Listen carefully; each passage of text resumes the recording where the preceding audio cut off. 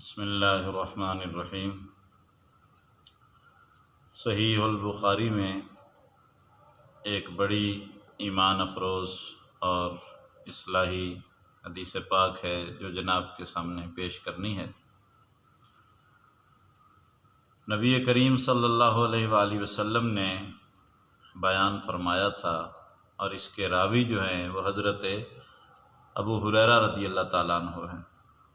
وہ فرماتے ہیں میں نے نبی کریم صلی اللہ علیہ وسلم کو فرماتے ہوئے سنا کہ بنی اسرائیل میں 3 آدمی تھے، ایک جذامی کوڑ کا جو مریض ہوتا ہے، دوسرا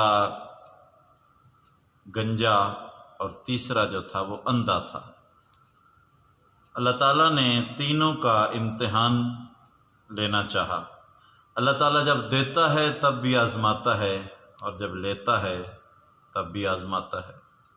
دیتا ہے تو دیکھتا ہے بندہ میرا شکر بھی کرتا ہے کہ نہیں، میری نعمتوں پہ میری راہ میں تقسیم بھی کرتا ہے یا نہیں، اور اگر لیتا ہے تو دیکھتا ہے کہ میرا بندہ صبر بھی کرتا ہے یا نہیں کرتا۔ تو ہر حال میں آزمائش ہوتی ہے۔ ان تینوں کو بھی اللہ نے آزمانے کا فیصلہ فرمایا۔ فرشتہ آیا اور آ کے انسانی صورت میں، اور سب سے پہلے اس جذامی کو ملا جو کوڑ کا مریض تھا۔ کہاں بھائی تو کیا چاہتا ہے؟ اس نے کہا میرا کوڑ ختم ہو جائے، میرا جذام ختم ہو جائے، مجھے حسین جلد مل جائے، میرا رنگ اچھا ہو جائے۔ تو فرشتے نے ہاتھ پھیرا تو اللہ تعالیٰ نے اسے حسین و جمیل جلد بھی عطا فرما دی، کوڑ بھی ختم ہو گیا، جذام بھی چلا گیا۔ فرشتے نے فرمایا کہ اب تو کون سا مال پسند کرتا ہے؟ اس نے کہا مجھے اونٹنی پسند ہے۔ یا راوی کو شک ہے، بخاری کے اندر یہ لکھا ہے کہ اس نے اونٹنی یا گائے کہی تھی، تو ایک نے اونٹنی کہی تھی، دوسرے نے گائے، تو اب اس کے لیے اونٹنی ہم لے لیتے۔ اس نے کہا جی مجھے اونٹنی پسند ہے۔ تو فرشتے نے ایک 10 ماہ کی حاملہ اونٹنی اس کے حوالے کی، اور جاتے ہوئے فرمایا کہ جا اللہ تیرے مال میں برکت دے۔ دعا دی، چلا گیا۔ پھر گنجے کے پاس پہنچا۔ ہاں بھائی تو کیا چاہتا ہے؟ کہا جی مجھے حسین بال مل جائیں، لوگ مجھ سے نفرت کرتے ہیں۔ فرشتے نے ہاتھ پھیرا تو حسین بال عطا ہو گئے۔ ہاں مال کیا چاہتا ہے؟ کہا جی مجھے گائے پسند ہے۔ تو فرشتے نے ایک حاملہ گائے اس کے حوالے کی اور کہا جا اللہ تیرے مال میں برکت دے۔ پھر وہ اندھے کے پاس گیا۔ کہاں بھائی کیا چاہتا ہے؟ کہا اللہ مجھے بینائی عطا کر دے، میں بینائی کی نعمت سے محروم ہوں۔ فرشتے نے ہاتھ پھیرا تو اللہ نے بینائی عطا فرما دی۔ کہا مال کون سا چاہتا ہے؟ کہا جی مجھے بکری پسند ہے۔ تو فرشتے نے ایک بچہ دینے والی بکری اس کے حوالے کی اور کہا جا اللہ تیرے مال میں برکت دے۔ بس فرشتے کی دعا تھی، ایسی برکت ہوئی۔ اونٹ والے کے اونٹوں کے ریوڑ، گائے والے کے گایوں کے ریوڑ، بکری والے کے بکریوں کے ریوڑ۔ جب ہر طرف مال دولت ریل پیل ہو گئی تو اب اللہ نے انہیں آزمانے کا فیصلہ فرمایا۔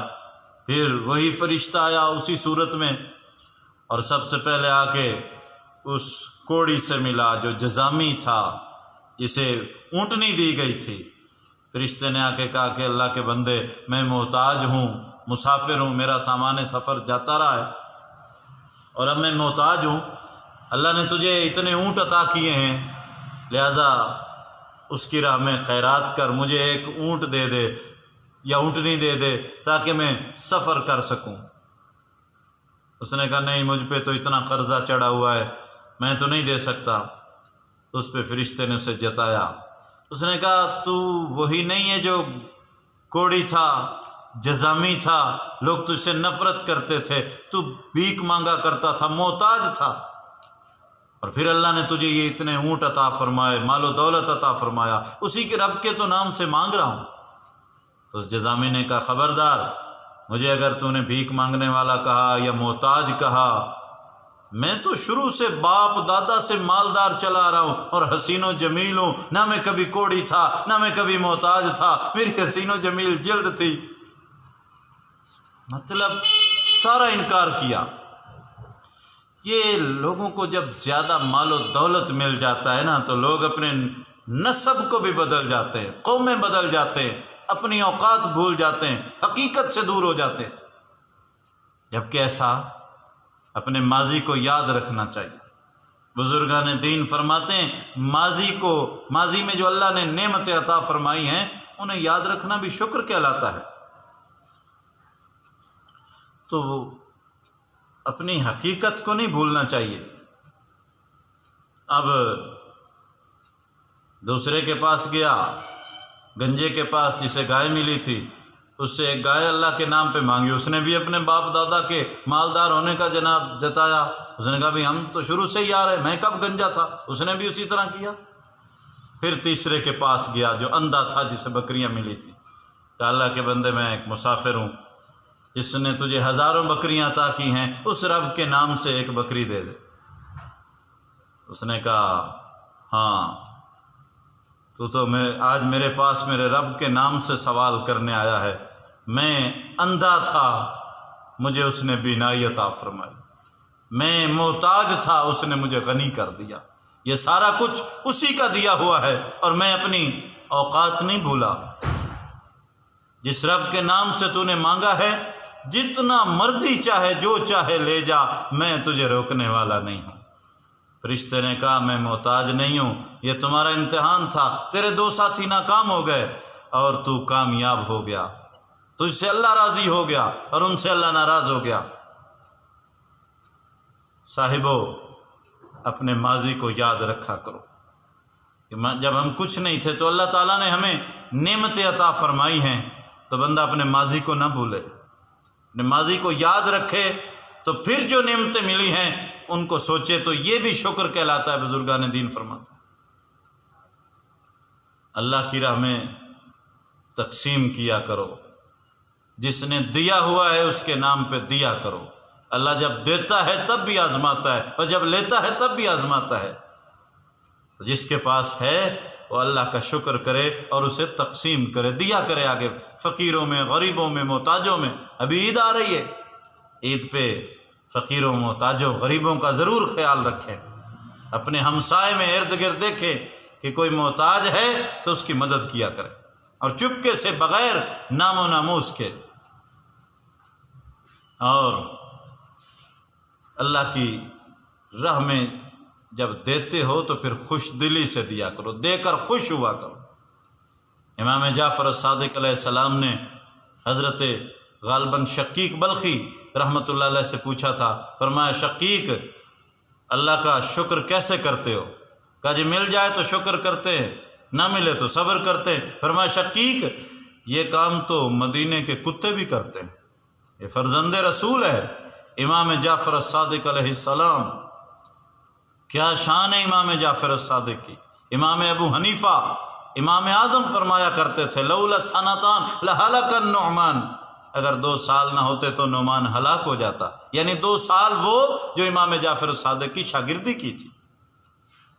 تو امام الائمہ ہیں امام جعفر الصادق علیہ السلام۔ تو آپ نے فرمایا شقیق بلخی سے فرمایا، تو انہوں نے کہا جی مل جائے تو شکر کرتے ہیں، نہ ملے تو صبر کرتے ہیں۔ فرمایا شقیق یہ کام تو مدینے کے کتے بھی کرتے ہیں۔ کہا جی پھر آپ بتائیں کہ شکر کیسے ہے؟ فرمایا شقیق جب مل جائے، نہ ملے تو صبر کیا کرو، اور نہ ملے تو شکر کیا کرو، اور اگر مل جائے تو تقسیم کیا کرو، یہ شکر ہے۔ اشرف المخلوقات جو بنایا اللہ نے، یہ کام تو مدینے کے کتے بھی کرتے ہیں۔ نہ ملے تو شکر کرو، اور مل جائے تو تقسیم کرو۔ یہ بڑے لوگوں کی باتیں، اہل البیت، بڑے لوگ، ان کی تو مثالیں ہی کمال ہیں۔ تو اللہ کی راہ میں دینا سیکھو، دے کر خوش ہونا سیکھو۔ اللہ تعالیٰ آزماتا ہے جب نعمتیں دیتا ہے کہ میرے بندوں میں، میرے محتاج بندوں میں یہ تقسیم بھی کرتے ہیں یا نہیں کرتے۔ اللہ تعالیٰ ہمیں اس حدیث پاک کی پہ عمل کرنے کی توفیق عطا فرمائے، اور اس کی روشنی میں اپنی زندگی کا یہ پہلو گزارنے کی توفیق عطا فرمائے۔ آمین، وآخر دعوانا الحمدللہ۔